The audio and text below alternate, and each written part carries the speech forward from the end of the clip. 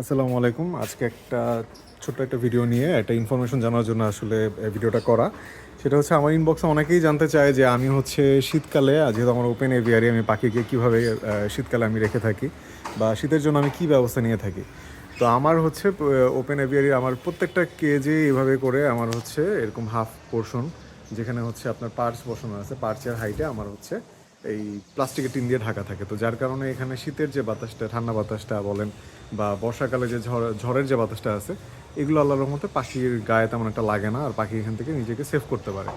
তো আর চারদিকটা মোটামুটি খোলাই থাকে, তো খোলা থাকার কারণে যেটা হয় যে পাখি সুন্দর ঝরঝরা থাকে, মানে আলো বাতাস পায় সুন্দর, এটাতে আল্লাহর মতো প্রবলেম হয় না।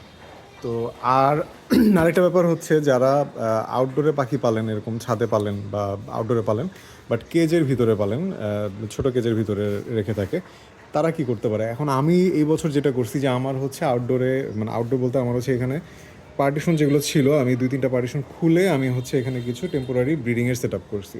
হ্যাঁ, কিছু খাঁচা বসাইছি।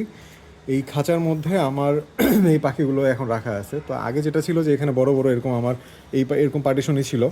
তো পাখি শীতকালে যেটা হতো যে ওদের নিজেদের একটা সুবিধা মতো ওরা হচ্ছে শেল্টার নিতে পারতো। তো এখন এখানে আটকে দেওয়ার কারণে ওরা মুভ করতে পারতেছে না যেহেতু।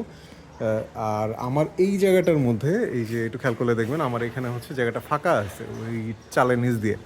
তো এই ফাঁকা থাকার কারণে যেটা হয় যে বিকালের দিকে ঠান্ডাও একটা বাতাস আসে, তো পাখি যেহেতু মুভ করতে পারে না, এই কেজের যে পাখিগুলো আছে ওরা একটু কষ্ট পাচ্ছিল।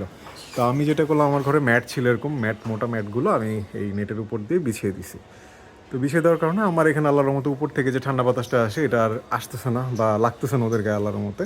আর চারদিকটা আমার এরকম মোটামুটি ঢাকা আছে, এই যেখান দিয়ে বাতাস আসতে পারে বা চারদিকে মোটামুটি ঢেকে দিছি আর কি, যেখানে পাখি ওরা একটা শেল্টার নিতে পারে শীতের জন্য আর কি। তো এটা করতে পারেন, এটা প্রাইভেসির ক্ষেত্রে বলেন বা আপনার শীতের জন্য বলেন, এটা ভালো একটা হেল্পফুল। আর সেকেন্ডলি হচ্ছে অনেকে বলে যে হচ্ছে রুম হিটার কথা বা আপনার সিরামিক হিটারের কথা বা আপনার হচ্ছে বাল্বের কথা, হিটিং বাল্বের কথা। তো ফার্স্ট অফ অল আমার কাছে আসলে যে রুম হিটার যে ইটা আছে, এটা আমার খুব একটু রিস্কি মনে হয়। এই কারণে আমি আসলে তেমন একটা এটাই মানে ওইভাবে পক্ষপাতি না। কারণ অনেকেই এর আগে শুনছি অ্যাক্সিডেন্ট হয়েছে, আগুন টাগুন লেগে গেছে ফার্মে। তো এটা আমার আসলে ওইভাবে করে এটার পক্ষপাতি না। তো এর জন্য আমি এটা আসলে পার্সোনালি ইউজ করি না ওইভাবে করে। আর আমাদের যেহেতু আউটডোরে অ্যাভিয়ারি, এরকম খোলা জায়গাতে অ্যাভিয়ারি, তো এইটা আসলে খুব বেশি একটা ইফেক্টিভও না। এই রুম হিটারটা আমাদের এখানে খুব বেশি একটা ইফেক্টিভও না। তো এর জন্য আমি আসলে পার্সোনালি রুম হিটারটা ওইভাবে করে প্রেফার করিও না। আর আরেকটা জিনিস হচ্ছে ডায়েটের কথা।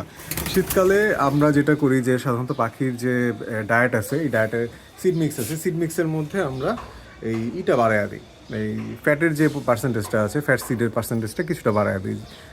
যেমন আপনার হেম সিড আছে, তারপরে আপনার হচ্ছে সানফ্লাওয়ার সিড আছে, এগুলোর পার্সেন্টেজটা আমরা কিছুটা বাড়াইয়া দিই। আর আরেকটা জিনিস যেটা করি সেটা হচ্ছে যে আমার সফট ফুড সারা বছর যেভাবে চলে এভাবে করেই চলে। আমার ভেজিটেবল, ফ্রুটস, এগুলো সারা বছর যেভাবে পাখি কে দিই ওইভাবেই চলে। জাস্ট এগুলোর সাথে আমি হচ্ছে এগ ফুডের পরিমাণটা বাড়ায় দিই, এগ ফুডের পার্সেন্টেজটা আমি হচ্ছে কিছুটা বাড়ায় দিই, যাতে হচ্ছে পাখির আপনার প্রোটিনের একটা ইটাও ফিল আপ হচ্ছে।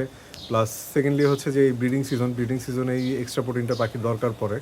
তো আমি এর জন্য দেখা গেছে আপনার এই টাইমটাতে এগ ফুডের পরিমাণটা একটু বাড়ায় দিই আর কি। তো বেসিক্যালি হচ্ছে আমি শীতের জন্য এইভাবে করেই প্রিপেয়ার করে থাকি আমার পাখিকে। আল্লাহর রহমতে আমার পাখিগুলো আল্লাহর রহমতে সুস্থ আছে, সুন্দর আছে, তেমন একটা প্রবলেম হয় না শীতকালে। আমার পাখিগুলো বেশ স্বাচ্ছন্দ্যেই থাকে শীতকালে। তো এইটা অনেকে জানতে চাইতো যে আমি শীতকালে আসলে পাখি কীভাবে কী করে থাকি। তো এই হচ্ছে আমার ছোট্ট একটা ভিডিওতে আমি ইনফরমেশনটুকু দিয়ে দিলাম আর কি। থ্যাংক ইউ, সবাই ভালো থাকবেন। আসসালামু আলাইকুম।